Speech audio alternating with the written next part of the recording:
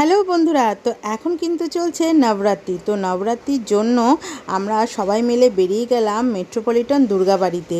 তো এই মেট্রোপলিটন দুর্গাবাড়ি আমাদের বাড়ির থেকে অনেকটাই কাছে, কিন্তু ওই যে বলে না কাছে হলেও যাওয়ার সময় হয় না। তবে আমি কিন্তু এর আগে একবার গেছিলাম, কিন্তু মেয়ে তখন অনেকটাই ছোট, তাই ওর মেমোরিতে সেরকম কিছুই নেই। আর মাকে নিয়েও সেরকমভাবে যাওয়া হয়নি। অনেকবার বলেছিলাম নিয়ে যাব, তো আজকে ভাবলাম যেহেতু ছুটি আছে তো নিয়ে যাওয়াই যায়। আর সেখানে গিয়ে আমরা যেতে না যেতেই দেখছি মায়ের হচ্ছে আরতি। তো আরতি দেখে সত্যিই বলছি বন্ধুরা, মন প্রাণ কিন্তু জুড়িয়ে গেল একদম।